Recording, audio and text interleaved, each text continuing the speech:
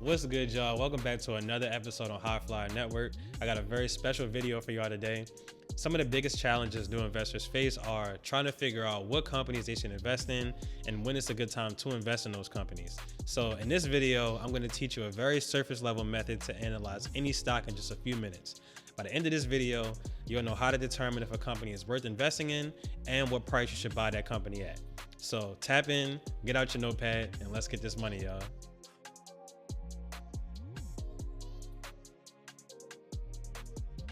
So to do our analysis, we're going to be using a website called Yahoo Finance.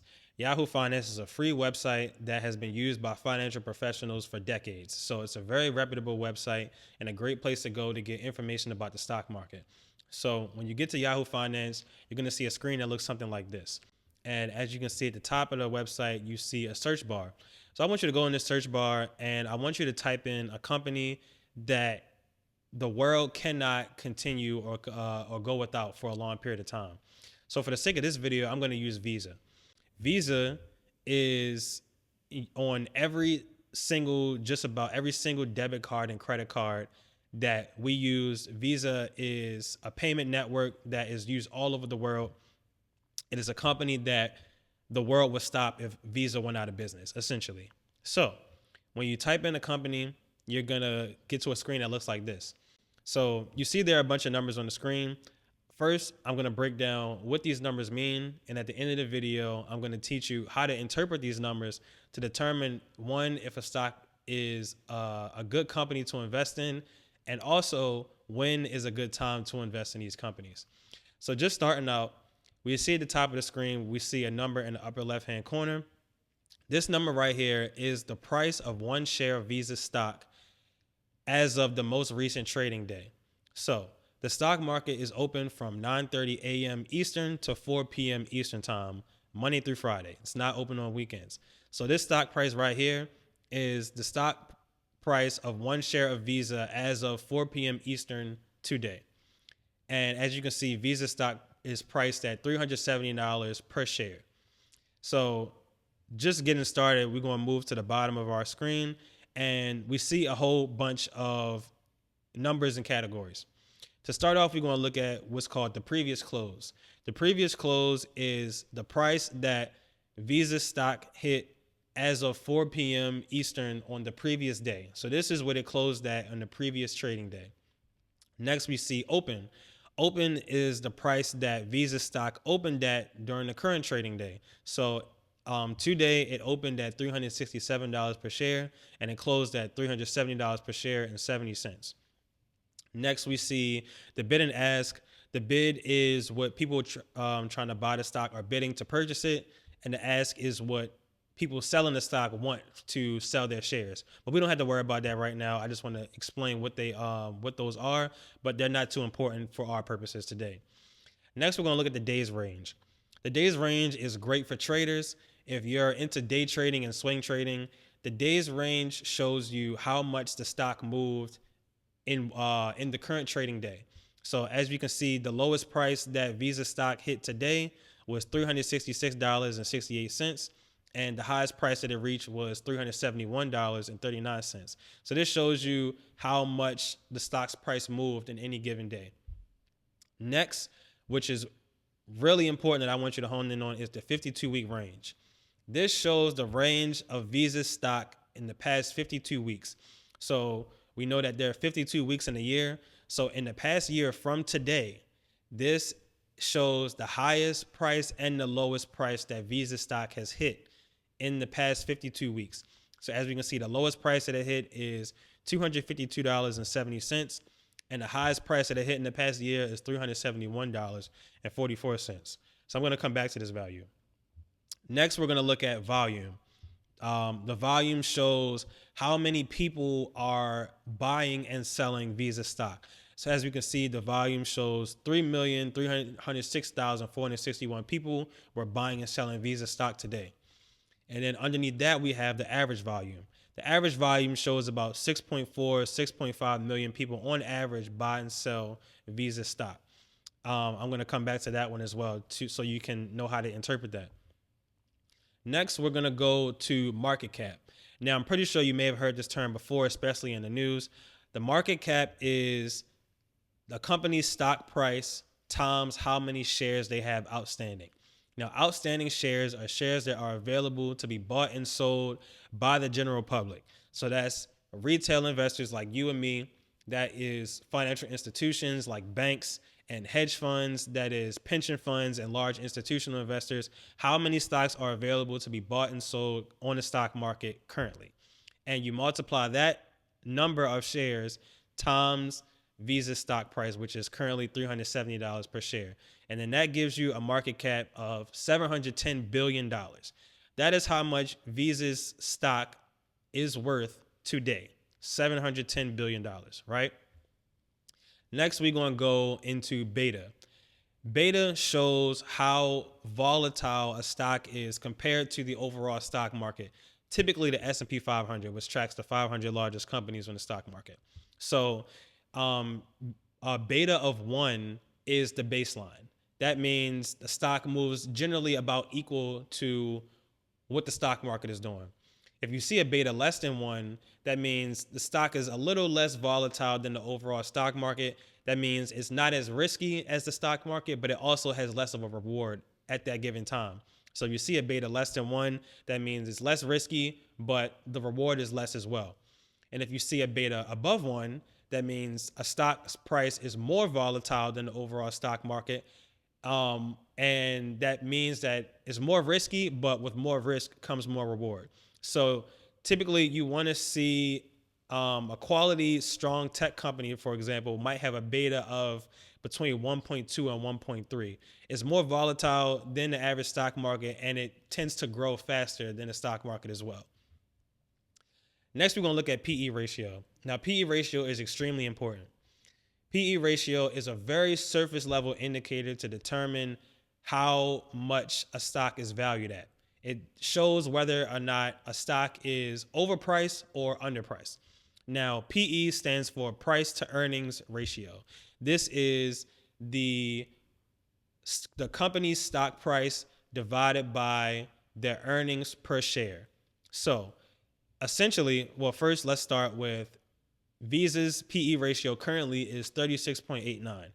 That essentially means that for every dollar in profit that Visa earns as a company, you have to pay almost $37 to own Visa stock.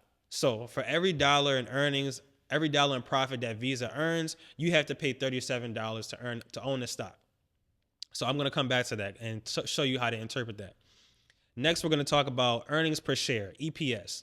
Earnings per share is the company's profit per share that they have outstanding. So as I mentioned before, shares outstanding are shares that are available to the general public to be bought and sold. Earnings per share shows how much profit has Visa made based per share that is outstanding. Now, whenever you see a metric of a stock, it's usually on a per share basis. So always keep that in mind. When you see an earnings report and you see whether or not a stock beat earnings estimates or miss earnings estimates, it's always going to be on a per share basis. So always keep that in mind. Next, I'm going to go to the forward dividend and yield.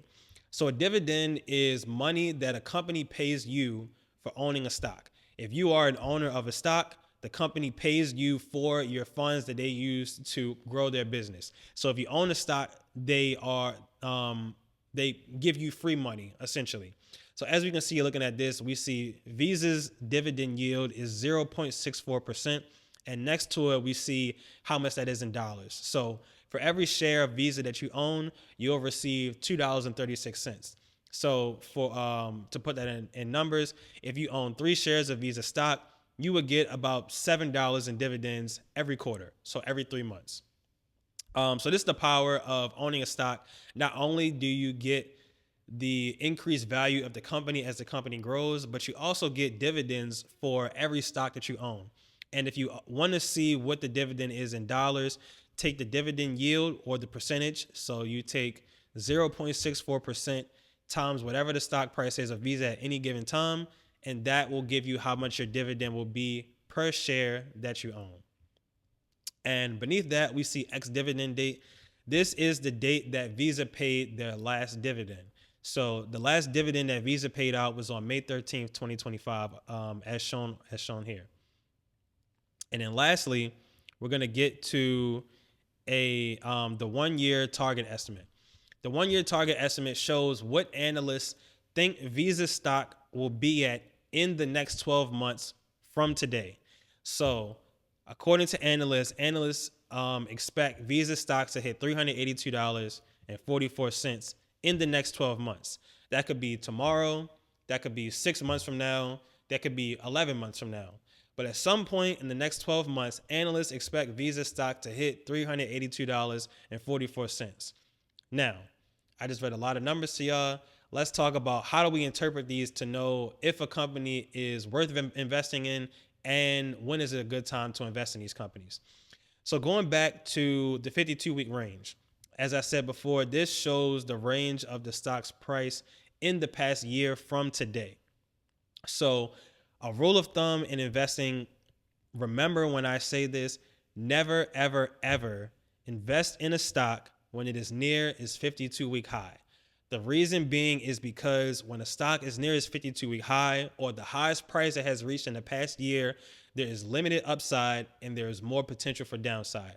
Stocks cannot go up forever. There will always be a pullback, so you want to avoid investing in a stock when it's near its 52-week high. So looking at Visa, we see that Visa is currently at $370 per share and its 52-week high is $371 per share. So this isn't a good time to invest in Visa. It's very expensive right now. It's been going crazy since the tariffs have been pulled back. So maybe it's not a good time to invest in Visa just yet. Now, on the flip side, if you see a strong company that's near its 52-week low, that's actually a great time to invest because that means there is limited downside and more potential for upside. The reason being is because when you see a stock near its 52-week low, it's highly unlikely, not impossible, but unlikely that it'll go too much farther below that 52-week low. So when you invest near a 52-week low, you have so much potential for gains over time. And even if there is a further pullback, you won't lose that much money compared to when you invested at a 52-week high. So that is very important. Next, we're going to go to volume. So looking at volume, we see that the volume for Visa stock is currently about 3.3 million, right? But we see the average volume is closer to 6.5 million, sorry. And so why is the current volume much lower than the average volume? Well, we just talked about how Visa's stock is near its 52-week high, right? So when you're near a 52-week high, it's less attractive to buy the stock. So there are less people interested in purchasing Visa stock. So this is a great way to tell if a stock is expensive or if it's not. If you see less people than usual, especially significantly like this is 3 million people less than average, then that means that there's a reason why people are not interested in the stock right now. And in Visa's case, it's because it's really close to its 52-week high. Next, I want to hone back in on the PE ratio. As I said before, the PE ratio is significantly important. It's a very surface level metric to determine if a company is overpriced or underpriced. And a great way to look at that is to look up whatever company you're looking at and Google what is the 5-year average PE ratio of any given company. If you see the current PE ratio above that 5-year average, that means the stock is overpriced and you don't want to invest in it just yet. That means it's a little bit too expensive. And vice versa, if you see a company's PE ratio is below its 5-year average, that means it's underpriced. And that means that this might be a good time to invest some money in the stock, right?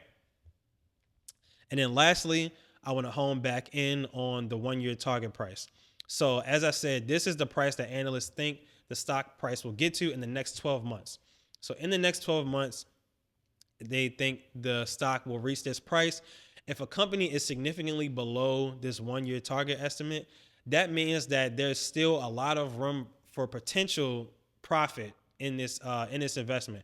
So if you see a good stock and the stock price is significantly below the 1-year target estimate, then one is probably a good time to invest in it because that means analysts expect a lot more growth in the company.